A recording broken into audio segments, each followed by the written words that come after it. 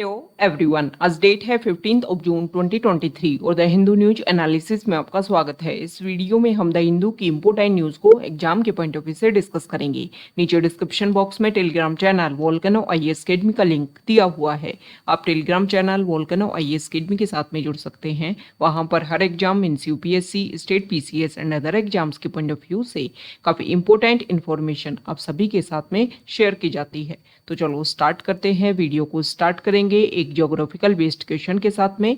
और आज आपका क्वेश्चन ये है कि कलेश्वर नेशनल पार्क को आपको मैप में व्यू करना है। फिर इससे रिलेटेड हर इंपॉर्टेंट फैक्ट्स को एंड इन्फॉर्मेशन को कमेंट बॉक्स में टाइप करना है। कल हमने आपसे क्वेश्चन पूछा था मायोन वोल्केनो को लेकर के। तो मायोन वोल्केनो जो है वो फिलीपींस कंट्री में लोकेटेड है और प्रेजेंट टाइम में इसमें एक्टिविटी जो है वो देखने को मिल रही है, जिसकी वजह से मायोन वोल्केनो जो है वो न्यूज़ में बनी हुई है।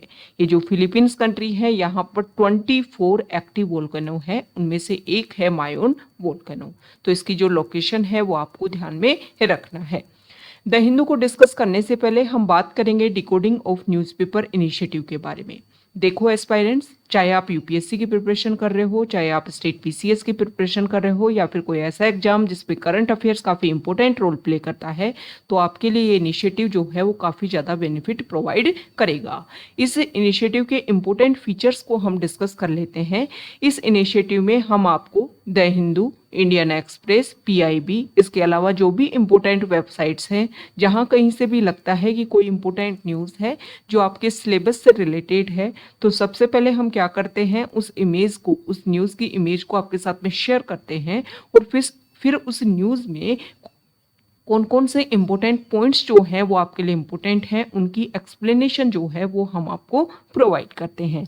अब इस इनिशिएटिव में सबसे बेनिफिट पॉइंट जो है वो ये है कि जब भी हम करंट अफेयर्स रीड करेंगे तो सबसे इम्पोर्टेंट पॉइंट ये रहता है कि अगर हमें कनेक्टिविटी कि किसकी वजह से ये करंट अफेयर हम रीड कर रहे हैं, क्या बेसिक प्रोविजन था जिसकी वजह से पॉइंट जो है वो न्यूज़ में बना हुआ था, तो ये कनेक्टिविटी आपको यहाँ पर इजीली शो होगी, जिसकी वजह से आप इजीली जो एक्सप्लेनेशन है उसको कनेक्ट कर पाओगे न्यूज़ के साथ में।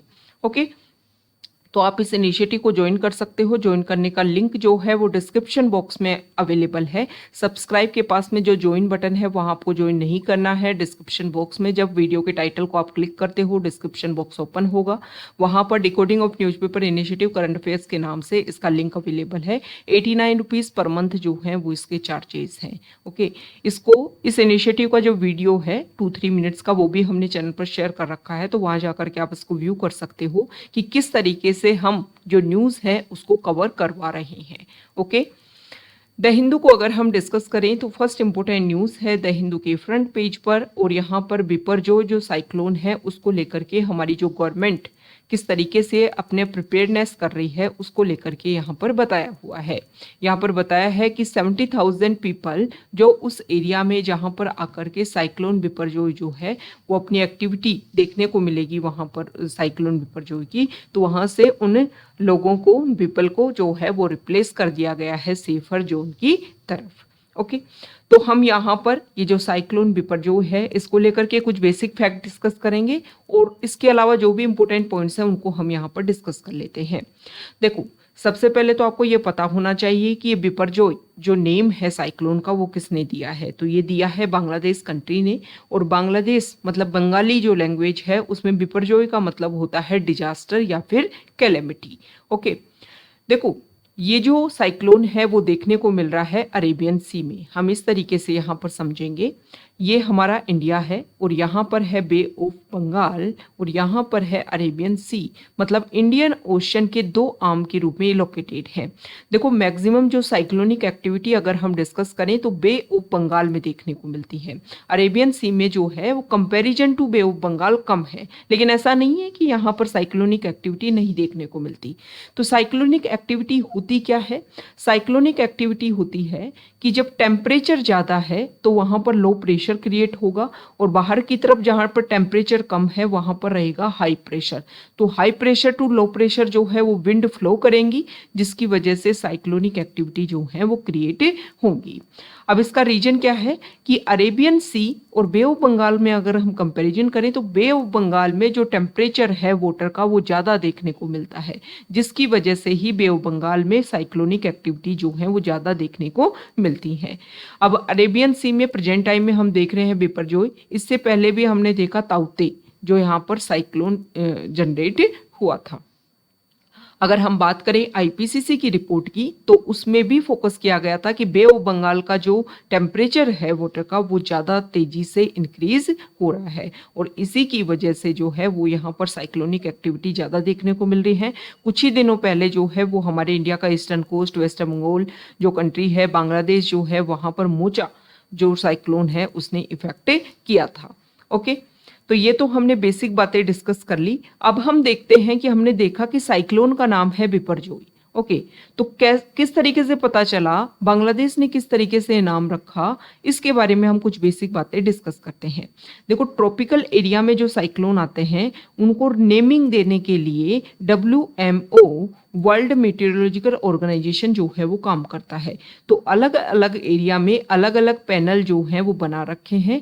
तो हमारे इंडिया के आसपास मतलब Arabian Sea, Bay of Bengal में कोई ट्रॉपिकल साइक्लोन जनरेट होता है तो उसका नेमिंग करने के लिए भी प्रोसीजर एस्टेब्लिश किया गया 2000 में से, मतलब सन 2000 जो है, ईयर 2000 जो है, जब से प्रोसीजर स्टार्ट हुआ कि यहाँ पर जो भी साइक्लोनिक एक्टिविटीज होंगी उन साइक्लोनिक एक्टिविटीज के नेम जो है यहाँ पर आसपास वाले रीजन में जो भी कंट्री है वो उसके डिसाइड करेंगे।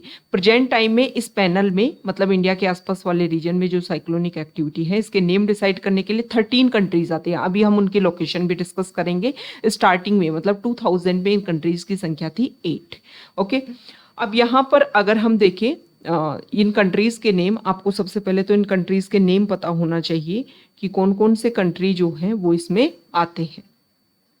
ओके, यहाँ देखिए, तो यहाँ से हम स्टार्ट करते हैं ईस्टर्न पार्ट से। तो इसमें आएगा थाईलैंड, फिर आएगा म्यांमार, फिर बांग्लादेश, इंडिया, श्रीलंका, मालदीव, पाकिस्तान, यहाँ पर ईरान जो है। इसके अलावा अगर हम बात करें तो ओमान है, यहाँ पर यमन है, UAE है, ये वाला रीजन। ओके, इसके अलावा कतर है और यहाँ पर अगर हम डिस्कस करें तो सऊदी अरेबिया है। ईरान हमने डिस्कस कर ही लिया है। कतर हो गया, सऊदी अरेबिया हो गया, UAE हो गया, यमन हो गया, ओमान हो गया। ये यहाँ पर वेस्ट एशिया जो है वहाँ पर जो कंट्री है वो पार्ट है किसके, इस पैनल के, जो यहाँ पर क्या करते हैं, जो भी साइक्लोन होता है उसका नेम देते हैं। अब ऐसा नहीं है कि साइक्लोन आएगा जब ये नेम देंगे, हर कंट्री जो है वो अपने अपने लेवल पर उन्होंने एक लिस्ट प्रोवाइड कर रखी है साइक्लोनिक एक्टिविटीज को लेकर के। जैसे कि इंडिया ने कुछ नेम जो है वो प्रोवाइड करवाए। अभी प्रेजेंट टाइम में 13 कंट्रीज हैं, तो कंट्रीज के सामने जो है उनके नेम जो है वो लिख दिए जाते हैं। जैसे ये इंडिया है तो इंडिया ने यहाँ पर जो नेम सजेस्ट किए वो नेम जो है वो यहाँ पर लिख दिए जाएंगे। जैसे कि थाईलैंड जो है उसने नेम सजेस्ट किए तो उसके नेम जो हैं वो इस तरीके से लिख दिए जाएंगे।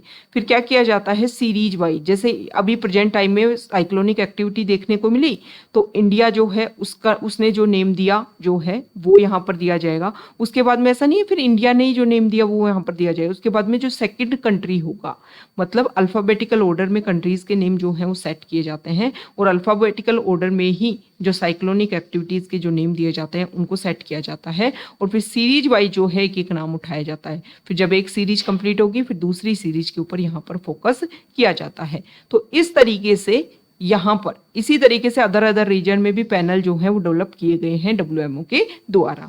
अब ये WMO क्या है, वर्ल्ड मेटीरियोलॉजिकल ऑर्गेनाइजेशन। इसके बारे में अगर हम बात करें तो ये UN की स्पेशलाइज्ड एजेंसी है। स्पेशलाइज्ड एजेंसी क्या होती है, वो एजेंसी जो इंडिपेंडेंट होती हैं लेकिन UN के साथ में मिलकर के बहुत सारे पॉइंट्स के ऊपर काम करती है। ओके, तो WMO का हेडक्वार्टर कहाँ है ये आपको कमेंट बॉक्स में बताना है। अब क्या रीजन है, साइक्लोनिक एक्टिविटी जो है वो ट्रॉपिकल रीजन में देखने को मिल रही है, तो क्या ऐसा रीजन है कि उनका नाम जो है वो डिसाइड किया जा रहा है। बिना नाम के भी तो ऐसा बोला जा सकता है ना, साइक्लोन आ रहा है अरेबियन सी में। देखो इजीली जो है वो हम क्लासिफाई कर पाते हैं। ओके जैसे कि न्यूज एजेंसी जो है वो प्रोवाइड कर रही है इसको लेकर के कोई भी डाटा या कंपैरिजन कर रही है आपस में दो साइक्लोनिक एक्टिविटीज को, तो अलग अलग नेम है तो इजीली उनको क्या किया जा सकता है, डिफ्रेंशिएट किया जा सकता है। न्यूज एजेंसी के लिए भी इंपॉर्टेंट है, जो हमारी गवर्नमेंट है उसके लिए भी इंपॉर्टेंट है, जो लोग हैं उनके लिए भी इंपॉर्टेंट है, इजीली जो है उसको आप रिप्रेजेंट कर सकते हो, इसलिए नेम देना जो है वो काफ़ी ज़्यादा इंपॉर्टेंट है। तो ये बेसिक बातें जो है हमने डिस्कस कर ली कि किस तरीके से साइक्लोनिक एक्टिविटी, किस तरीके से उसका नेम जो है वो दिया जाता है। ओके नेक्स्ट इंपॉर्टेंट आर्टिकल जो है वो हम साउथ पेज पर डिस्कस करेंगे। उत्तराखंड स्टेट जो है वो फोकस कर रहा है यूनिफॉर्म सिविल कोड को लेकर के, तो यहाँ पर सजेशन जो है, जो कोड को लेकर के एक कमेटी जो वहाँ पर बनाई गई है, उन्होंने उत्तराखंड के जो लोग हैं उनसे सजेशन डिमांड किए हैं कि आप अपने सजेशन दो कि यूनिफॉर्म सिविल कोड में हम किन किन पॉइंट्स को लेकर के काम करें। हमारा जो कॉन्स्टिट्यूशन है उसमें डीपीएसपी है, directive principle of state policy, उसमें आर्टिकल 44 जो है वो बात करता है यूनिफॉर्म सिविल कोड के बारे में। और यूनिफॉर्म सिविल कोड मतलब सभी के लिए मैरिज को लेकर के, डाइवोर्स को लेकर के एक इक्वल राइट्स हो, इक्वल लॉ हो। जैसे कि अभी प्रेजेंट टाइम में हिंदू मुस्लिम जो भी हमारे यहाँ पर अलग अलग रिलीजन है उनके अपने रिलीजन बेसिस पर लॉ बने हुए हैं, मैरिज को लेकर के, अडोप्शन को लेकर के और डाइवोर्स को लेकर के। तो यहाँ पर उत्तराखंड ने लास्ट ईयर जब इलेक्शन हुए तो उन्होंने रखा था कि हम यूनिफॉर्म सिविल कोड लेकर के आएंगे। तो यहाँ पर एक सजेशन ये दिया गया है कि मुस्लिम कम्युनिटी जो है वो यूनिफॉर्म सिविल कोड में शामिल हो या फिर इंडिपेंडेंट वो अपने जो मुस्लिम कोड ऑफ लॉ है उनको फॉलो करे, ये उनके ऊपर रिस्पॉन्सिबिलिटी होनी चाहिए। ओके ऐसा उन्होंने डिमांड किया है। नेक्स्ट इंपॉर्टेंट आर्टिकल जो है वो है एडिटोरियल पेज पर। तो यहाँ पर राइटर जो है उन्होंने बताया है कि हमारी सोसाइटी में अगर हम प्रेजेंट टाइम पे बात करें तो जो भी मेडिसिन डेवलप की जाती है और मेडिसिन डेवलप करने को लेकर के जो भी ट्रायल किया जाता है उस ट्रायल में मेनली जो है वो मेल पार्टिसिपेट करते हैं। ओके और फिर उसी मेडिसिन को जब वो पास हो जाती है तो उसको फीमेल को भी रिकमेंड किया जाता है। इसकी वजह से दोनों की बॉडी अलग है। राइटर ने ये बोला है कि विमेन जो है उनको बहुत सारे इशू हैं, बहुत सारी उनकी अलग इशू हैं, बहुत सारी उनकी बॉडी जो है काफ़ी अलग है। जैसे रिप्रोडक्टिव ऑर्गन जो है वो उनकी बॉडी में है, साथ ही साथ में उनको मंथली पीरियड जो हैं वो भी देखने को मिलते हैं। तो ये सारी बातें राइटर ने बोला है कि ट्रायल जो है वो उनकी बॉडी पर भी होने चाहिए, तभी जा कर के अगर कुछ माइल्ड सॉल्यूशन जो है उनकी मेडिसिन को लेकर के यूज़ किया जा सकता है जो उनकी बॉडी को कम इफेक्ट करे। तो राइटर ने यहाँ पर बोला है कि हम बात करते हैं जेंडर इक्वलिटी की। तो जेंडर इक्वलिटी ऐसा नहीं है कि सिर्फ आप अदर पॉइंट्स, ये जो पॉइंट है ये भी काफ़ी इंपॉर्टेंट है क्योंकि हेल्थ को इफेक्ट करता है। अगर आप मेडिसिन, मेल सेंट्रिक मेडिसिन जो जिसके ऊपर आपने फोकस किया, जहाँ पर आपने रिजल्ट लेकर के आए लेकिन मेल के ऊपर आपने सारे ट्रायल किए और आप फिर वीमेन को दे रहे हो तो फिर आप इक्वलिटी नहीं ला रहे हो। आप तो मेल सेंट्रिक सोसाइटी में वीमेन को बोल रहे हो कि आप अपनी हेल्थ को जो है वो कैसे भी तरीके से अपने फोकस जो है, मतलब उसके ऊपर फोकस नहीं किया जा रहा है वीमेन के ऊपर, कि वीमेन की जो प्रॉब्लम है उसके अकॉर्डिंग जो है वो मेडिसिन जो है वो बनाई जानी चाहिए। तो राइटर ने यहाँ पर बोला है कि वीमेन की हेल्थ जो है वो काफ़ी ज़्यादा इफेक्ट हो रही है। जैसे कि अगर हम बात करें तो आफ्टर 50 एज डिप्रेशन जो है वो मेल के कंपैरिजन फीमेल में ज़्यादा देखने को मिल रहा है। और भी बहुत सारे इशू जैसे एंजाइटी जो है उनमें ज़्यादा देखने को मिल रही है। तो इसका बेसिक इशू जो है वो मेडिसिन भी हो सकता है, तो इसके ऊपर हमें जो है वो फोकस करना चाहिए। राइटर ने यहाँ पर बताया गया है कि डेवलप्ड कंट्री जो है वहाँ पर भी ऐसा कुछ नहीं है। और यहाँ पर इंडिया को लेकर के फिर उन्होंने सजेशन दिया है कि इंडिया जो है वो अपनी प्रोग्रेसिव पॉलिसी वैसे लेकर के तो आ रहा है इंडिया वीमेन के लिए। जैसे कि अभी G20 के टाइम में भी इंडिया ने बोला है कि हम ग्रोथ के ऊपर फोकस कर रहे हैं और विमेन सेंट्रिक ग्रोथ के ऊपर फोकस कर रहे हैं। तो राइटर ने यहाँ पर बोला है कि अभी प्रेजेंट टाइम में इंडिया के पास G20 की प्रेसिडेंटशिप है और इस टाइम ये काम किया जा सकता है। नेक्स्ट जो आर्टिकल है वो ICDS स्कीम को लेकर के। ICDS क्या है? Integrated child development services. Writer ने यहाँ पर बताया है कि देखो अगर हम वेस्टिंग, स्टंटिंग, एनीमिक इन सारे इश्यूज के ऊपर फोकस करें तो इंडिया जो है वो काफ़ी ज़्यादा डिक्रीजिंग लेवल पर अपने आप को रिप्रेजेंट करता है। राइटर ने यहाँ पर सजेशन की बात की है कि हम ICDS स्कीम को अच्छे से अगर इम्प्लीमेंट करते हैं तो 0 से 6 ईयर के जो बच्चे हैं, प्रेग्नेंट वीमेन हैं, लैक्टेटिंग मदर्स हैं, इनमें जो भी इशू हैं उनको हम सॉल्व कर सकते हैं। ओके तो राइटर ने यहाँ पर कुछ स्टडीज़ की बात की है वो स्टूडेंट्स, वो बच्चे या वो मदर जिनको आईसीडीएस स्कीम के अंडर कवर किया गया है, जिनको न्यूट्रिशन लेवल प्रोवाइड किया गया है, तो उनसे कंपैरिजन करें हम सोसाइटी के उन बच्चों का जिनको ये बेसिक न्यूट्रिशन अर्ली एज में नहीं मिले, तो वो बच्चे जिनको न्यूट्रिशन मिला वो काफ़ी अच्छा सोसाइटी में भी रिप्रेजेंट, अपनी एजुकेशन में भी रिप्रेजेंट अच्छा कर रहे हैं और हेल्थ सेक्टर में भी अच्छा रिप्रेजेंटेशन, मतलब उनको बहुत सारी जो न्यूट्रिशन लेवल पर जो डिजीज़ है वो नहीं देखने को मिल रही हैं। दूसरा यहाँ पर बताया गया है कि एजुकेशन लेवल पर जो है उन बच्चों ने काफ़ी अच्छा परफॉर्मेंस किया है। तो ये चीज़ें हमें शो करती हैं कि हमें जो है इन सारे न्यूट्रिशन के ऊपर फोकस करना चाहिए। राइटर ने यहाँ पर बताया है कि हम आईसीडीएस स्कीम को अच्छे से लॉन्च तो कर सकते हैं, लेकिन इसको लेकर के इशू है। इशू ये है कि जो आंगनवाड़ी वर्कर्स जो हैं उनको हमें और ज़्यादा अलॉट लाना पड़े, और ज़्यादा जो है वो रखना पड़े। मतलब प्रेजेंट टाइम में मान लो 1 लाख आंगनवाड़ी वर्कर्स हैं, तो हमें डबल करना चाहिए। जितने ज़्यादा आंगनवाड़ी वर्कर्स होंगे उतना ज़्यादा इस स्कीम को अच्छे से हम लॉन्च कर पाएंगे। राइटर ने तो यहाँ पर यह भी फोकस किया है कि आंगनवाड़ी सेंटर्स पे हम पार्ट टाइम कुछ ऐसे टीचर्स रखें, पार्ट टाइम कुछ ऐसे आंगनवाड़ी वर्कर्स रखें जो स्टूडेंट्स की एजुकेशन को लेकर, जैसे मैथ की जो भी उनकी मल्टीप्लाई, ऐड, सब्सट्रैक्शन, ये सारी एक्टिविटी जो है वो इम्प्रूव करवाया जा सके। और जितने ज़्यादा आंगनवाड़ी वर्कर्स होंगे उतने ज़्यादा जो है ईजीली 1-to-1 चाइल्ड के ऊपर फोकस किया जा सकता है। राइटर ने लेकिन यहाँ पर फोकस किया है कि अभी हमारे इंडिया में जो आंगनवाड़ी सेंटर्स हैं वो काफ़ी कम संख्या में अवेलेबल हैं, और जो आंगनवाड़ी सेंटर्स हैं उनके पास में प्रॉपर जो क्राइटेरिया होना चाहिए, जैसे सैनिटेशन को लेकर के प्रोसीजर होना चाहिए, वो अभी वहाँ पर अवेलेबल नहीं है।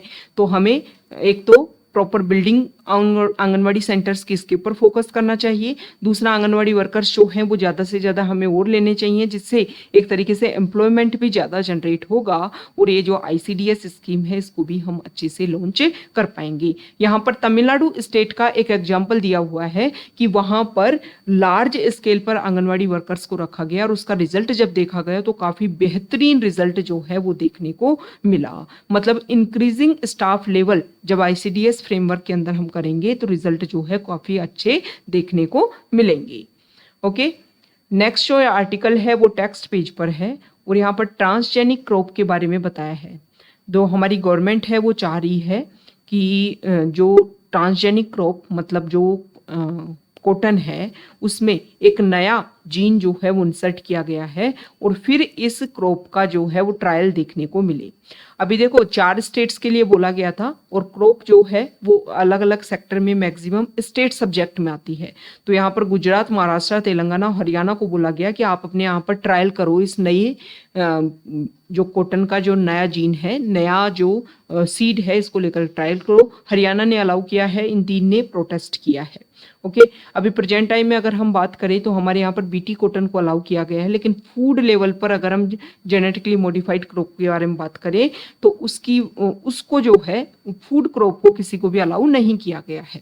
यहाँ पर अगर हम बात करें तो देखो जेनेटिकली मॉडिफाइड क्रॉप क्या होता है कि मान लो हम क्या उगा रहे हैं, जैसे कि ये जो पिंक बॉलवॉर्म जो है वो सबसे ज़्यादा इफेक्ट करता है कॉटन को, तो हम ऐसे प्लांट से या फिर ऐसे स्पीसीज से जिसमें पिंक बॉलवॉर्म के खिलाफ में जो है वो क्या देखने को मिलती है, मतलब एंटीजन देखने को मिलते हैं कि पिंक बॉलवॉर्म जो है वो किसी स्पीसीज को इफेक्ट नहीं करता, तो उसके वो जीन जो पिंक बॉलवॉर्म को डेवलप नहीं होने देते उनको उठाया जाएगा और फिर कॉटन में जो है उसको इंसर्ट किया जाएगा। कॉटन के जो सीड है उसमें जीन्स में इंसर्ट किया जाएगा, ताकि कॉटन जिसको पिंक बॉलवॉर्म जो है वो सब ज़्यादा इफेक्ट करता है, तो उसमें इसको लेकर के जो है वो एंटी कैपेसिटी डेवलप हो सके। इस तरीके से जेनेटिकली मॉडिफाइड क्रॉप्स जो हैं वो डेवलप की जाती हैं। तो यहाँ पर कुछ स्टेट जो हैं उसका प्रोटेस्ट कर रहे हैं, और उनका ये मानना है कि उनके लेवल पर उनको फोकस किया जाना चाहिए कि किस तरीके से वो कौन सी क्रॉप को अलाउ करेंगी। नेक्स्ट जो आर्टिकल है न्यूज़ पेज पर, और हमारी यूनियन गवर्नमेंट चाह रही है कि जो वनरेबल ट्राइबल हैं जिसमें पीवीटीजी ग्रुप आता है, उनमें आते हैं 28 लाख लोग, उनको लेकर के वो अलग से अपना एक इंडेक्स जारी करें, एसडीआई इंडेक्स। मतलब पीवीटीजी ग्रुप ट्राइबल्स में भी वो लोग जो काफ़ी ज़्यादा वनरेबल है उनको पीवीटीजी ग्रुप में शामिल किया जाता है। तो पीवीटीजी ग्रुप में वो लोग जो शामिल हैं उनको लेकर के अगर हम बात करें तो गवर्नमेंट चाह रही है कि उनका एसडीआई इंडेक्स हम रिलीज करें, ताकि ये पता चल सके कि हम उनके लिए जो स्कीम लॉन्च कर रहे हैं वो अच्छे से काम कर रही है या फिर नहीं कर रही है। ओके, तो यहाँ पर बात की गई है पीवीटीजी ग्रुप के बारे में। देखो, पीवीटीजी ग्रुप को लेकर के कुछ बेसिक बातें आपको पता होनी चाहिए। हमारे इंडिया में जो टोटल पॉपुलेशन है उसका 8.6% जो है वो बनाता है पीवीटीजी। मतलब अगर हम बात करें तो पर्टिकुलरली वनरेबल ट्राइबल ग्रुप्स जो हैं, मतलब ट्राइबल्स में भी वो ट्राइबल जो मेन सोसाइटी से काफ़ी ज़्यादा डिस्टेंट एरिया पर है, उनको पीवीटीजी ग्रुप में शामिल किया गया था ताकि इनके ऊपर गवर्नमेंट ज़्यादा फोकस कर सके।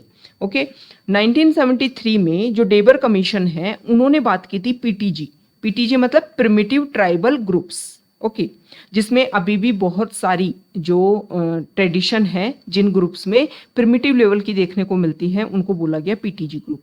फिर 2006 में पीटीजी ग्रुप का नाम चेंज करके कर दिया गया पीवीटीजी। तो देखो, स्टार्टिंग में जो है वो 52 ग्रुप इसमें शामिल किए गए। फिर 1993 में इसमें 23 ग्रुप और शामिल कर लिए गए। प्रेजेंट टाइम में 75 पीवीटीजी ग्रुप में ट्राइबल्स आती हैं और इसमें सबसे ज़्यादा जो है वो उड़ीसा स्टेट में देखने को मिलती है। अब पीवीटीजी में अगर आपको किसी ट्राइबल को शामिल करना है तो कौन कौन से बेसिक स्ट्रक्चर होने चाहिए? वो ट्राइबल जिसकी पॉपुलेशन काफ़ी कम है, जहाँ पर लिटरेसी रेट जो है काफ़ी कम है। अगर हम बात करें तो मेन सोसाइटी से जो है उनका कनेक्टिविटी नहीं है, जहाँ पर अभी भी एग्रीकल्चर सेक्टर में काफ़ी प्रिमिटिव ट्रेडिशन को फॉलो किया जाता है। और अगर हम उनकी लैंग्वेज की बात करें तो उनकी लैंग्वेज जो है वो रिटन लैंग्वेज नहीं है। ओके, और उनकी पॉपुलेशन ग्रोथ जो है या तो नेगेटिव में है या फिर स्टेगनेंट बनी हुई है, उनको पीवीटीजी ग्रुप में शामिल किया जाता है। तो ये आज का हमारा द हिंदू न्यूज़पेपर का डिस्कशन था, जिसमें जो भी इंपॉर्टेंट पॉइंट्स हैं उनको हमने डिस्कस किया। अगर आप यहाँ तक आए हैं, वीडियो आपको अच्छा लगा है तो प्लीज़ वीडियो को लाइक कीजिए, शेयर कीजिए और चैनल को सब्सक्राइब कीजिए। Okay, thank you.